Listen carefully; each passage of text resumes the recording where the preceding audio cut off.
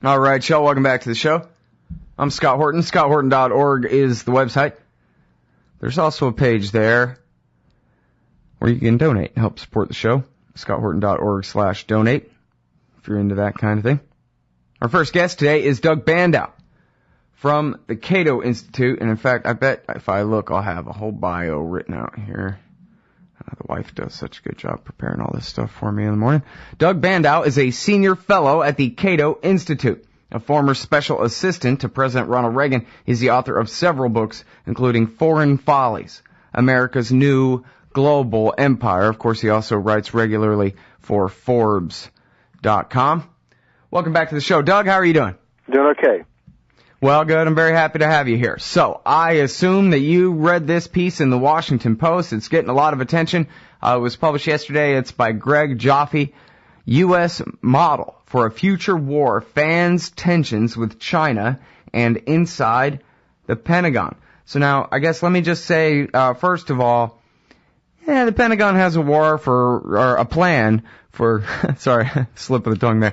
The Pentagon has a plan for a war with everybody all the time, including France or whoever, right? And so what's the big deal here?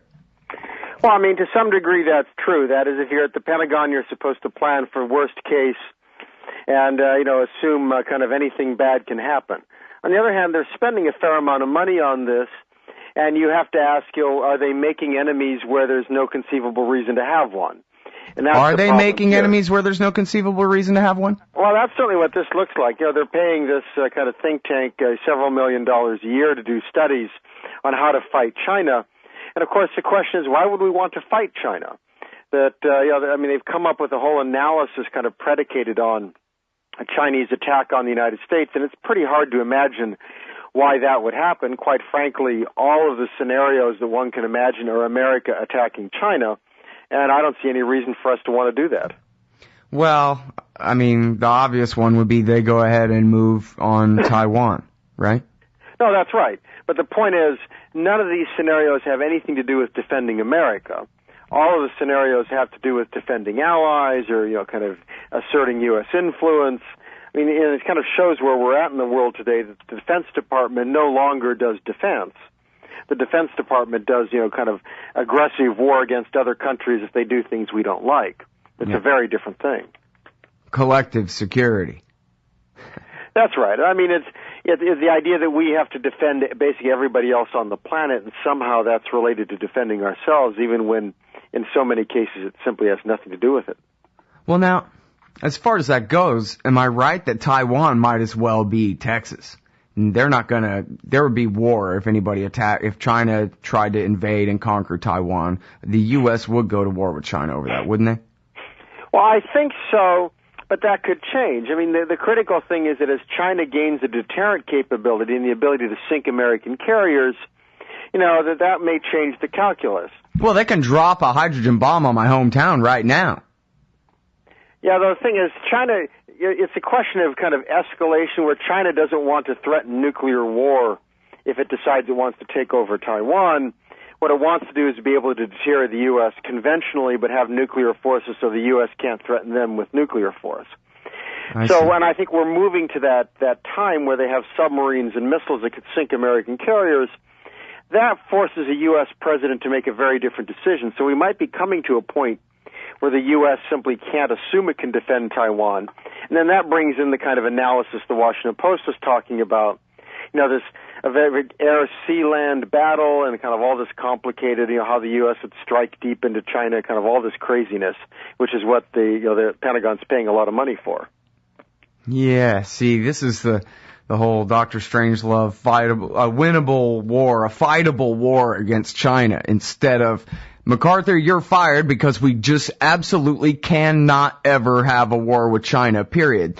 That was the old doctrine. Now it's, how we could fight and win a war with China and probably it won't come to nuclear blows. What?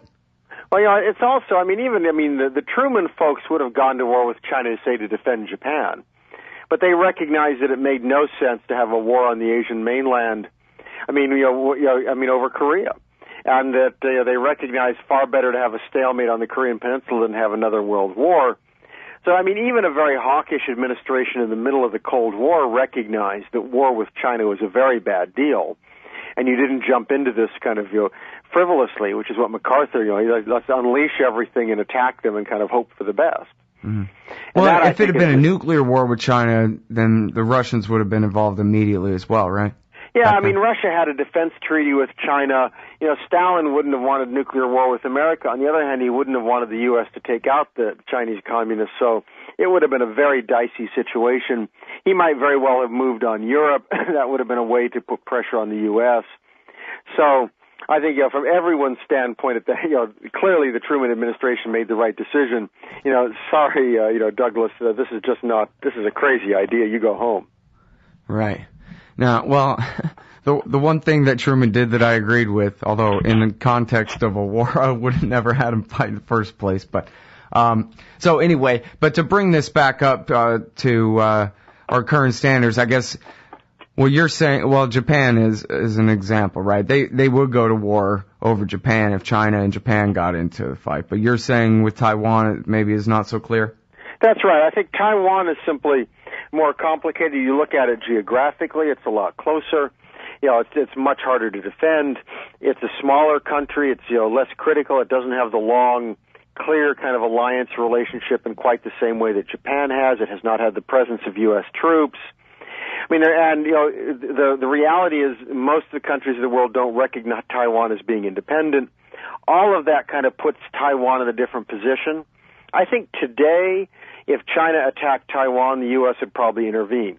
But I think, we may very well be moving to a world where 10 or 20 years from now that could easily change, simply because of realities in the region where the U.S. won't be able to guarantee that it could overcome Chinese, deterrent capabilities.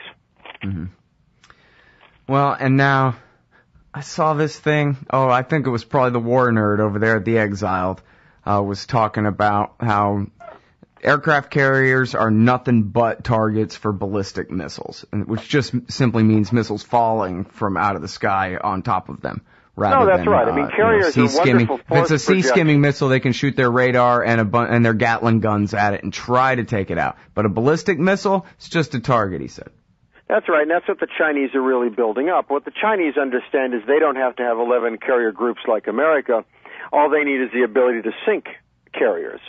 And then that forces the president to decide, does he want to put at risk a ship with 6,000 people on it and explain to the American people how he managed to lose one of these, massive, creations? No president wants to be in that position. So the Chinese, they're wonderful for projecting power. You send them off the coast of some third world country, you can bomb it into oblivion.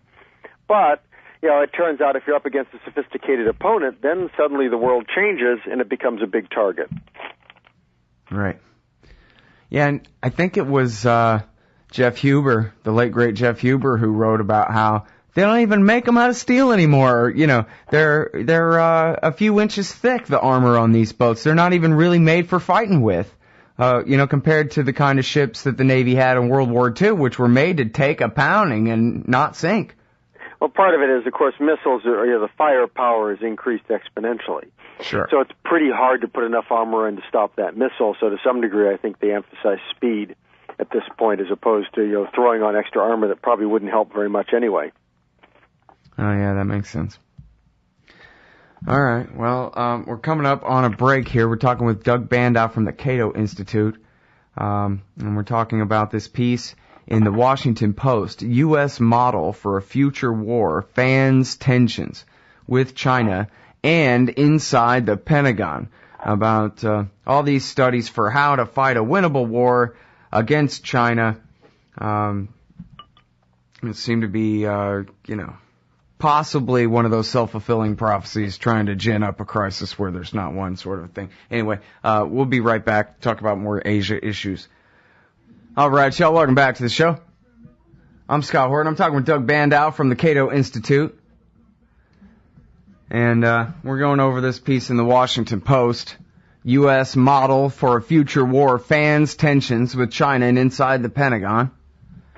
And basically it's about these war games, basically tabletop exercises and whatever, at this thing called the Center for Strategic and Budgetary Assessments, a defense think tank. And they've collected quite a little welfare check here, running these war games. And but the thing is, I'm not exactly sure what supposedly were the consequences in China, but some guys in the People's Liberation Army apparently got really livid over this. Doug, does that matter? Is this a big deal? Well, not really. I mean, the People's Liberation Army have a lot of reasons to be irritated with the United States, so I wouldn't worry about that. What I worry is that it's part of a larger pattern. I mean, the Obama administration is putting some troops into Australia, not enough to actually have any meaningful military impact, but enough to irritate the Chinese. We tell the Chinese this, we tell them that, we put troops here, we have these relationships. The danger is you create a hostile relationship with them. You start treating them like the enemy, they're more likely to behave like the enemy. Mm-hmm. So I view this as simply one piece of it. Back when the Bush 1 administration, there was a story about an American plan, war-fighting plan against India. It was just one of these kind of silly things that they had as an option there in case something happened, and the Indians were mad about it. But as a practical matter, nothing much, came of it. Mm-hmm. What's more important today is everything else besides this. You put it all together, then you have to worry about poisoning the relationship. Right. Man, I read this great piece by Chris Floyd one time about a plan between the world wars to invade Canada and Mexico at the same time. Well, the problem is if you sit at the Pentagon, your job is to think the unthinkable, be ready for any contingency, that kind of thing. So, they come up with some really wacky stuff, which it's just, hard to imagine would ever have any relevance to anything. But then, strange things have happened, so they feel the need to do so. Yeah. All right, now, I'm glad you brought up the Marines in Australia, because I was going to.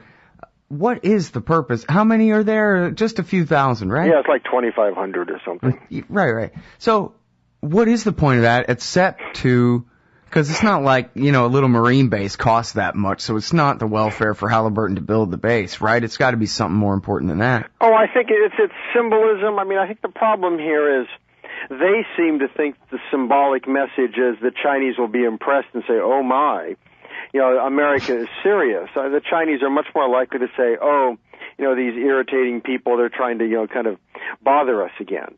That we think that they should be impressed at the fact we put 2,500 Marines there. My guess is they are more likely to be irritated because they'll look at that and say there's no military value in it. It's simply a symbolic gesture from their standpoint that says up yours. Yeah.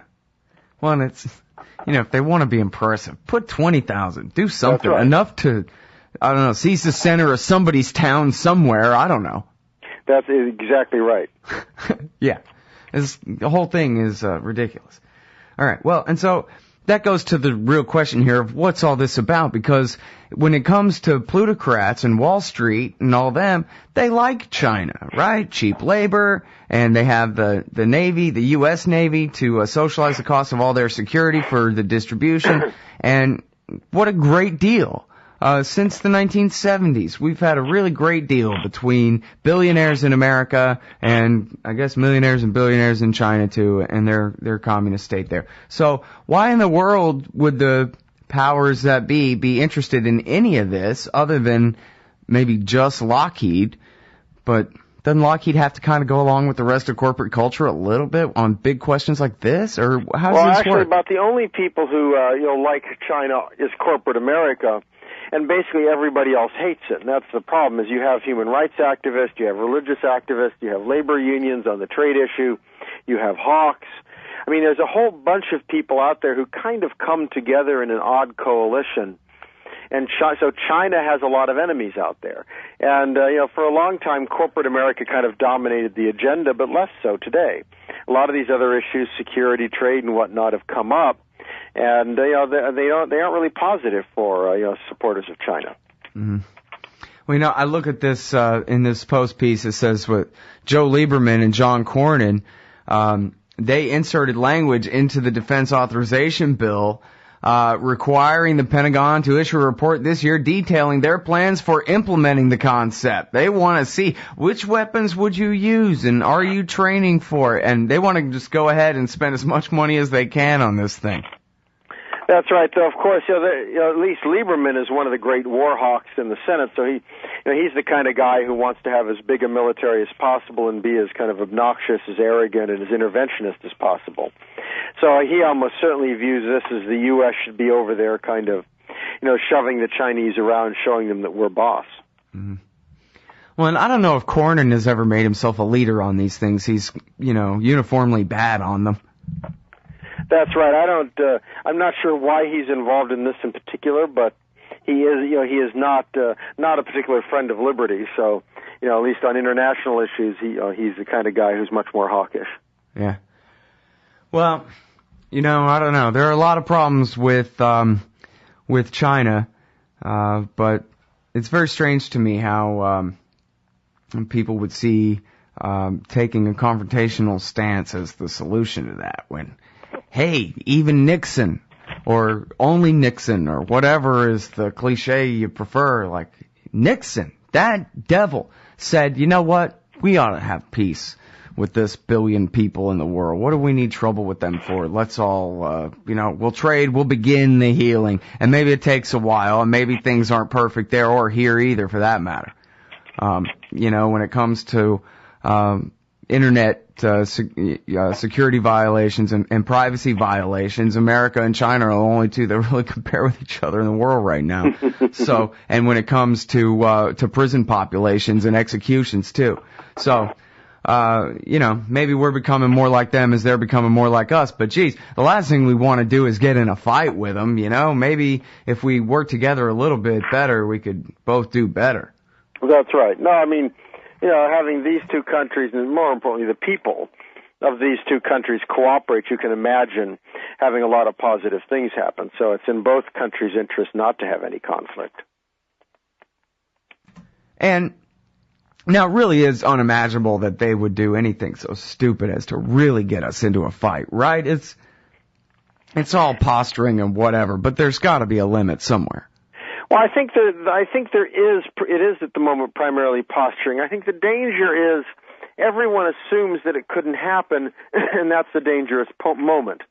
Because, well, maybe it can't, but if you look at World War I, prior to the war, I mean, you had in certain ways rising tide of liberalism, and there was more trade, and countries seemed to be working together on different things, and suddenly, in a couple of months, they all found themselves at war. So one has to be very careful, and it's dangerous to assume it could never happen because it has in the past. Right. Well, and of course, when we're making things that aren't our business, like, well, maybe that's not the right way to say it. It is our business, right? Exxon over there in the South China Sea has a deal with the Philippines, and the Chinese and the Philippines are in a dispute. And because it's Exxon, that makes it Uncle Sam's business. Well, we tend to think everything is our business, so this is merely part and parcel of that. I mean, that ought to sound crazy to people that we have a dispute that far away. It's like having a border dispute with Russia in the Caucasus. Like, hey, that's pretty far from North America here, guys. That's right. But, of course, there were people who suggested we get involved in the Russian war against Georgia, so it just shows how, for some people, there are no limits. Right. Well, yeah, I mean, that was one report, I guess, by Ron Suskind, right, was that Dick Cheney insisted that they shoot missiles at the tunnels beneath the mountains at the Russian troops coming through. Supposedly it went up to a cabinet meeting, and I don't know how serious it was discussed, but the mere fact anyone would have even discussed it shows what a dangerous situation we were in. See, I like to imagine that they all said, okay, well, forget that. But, it might have got further than that, That's right. It all came down to Stephen Hadley and George Bush and those two and their calm, patient wisdom and experience that kept that crisis from escalating further.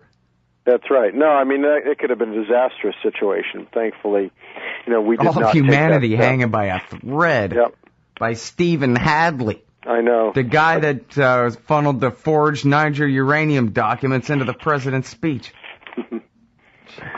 All right. Yeah, well, it's pretty amazing. Yeah, at least we didn't die that time. Yep, that's right. All right. Hey, listen, I always like talking with you, Doug. I learned a lot. Appreciate it. Sure thing. Take care now. That's the great Doug Bandow, everybody, from the Cato Institute. Also, he's writing for Forbes magazine at blogs.forbes.com/Doug Bandow. We'll be right back. ScottHorton.org.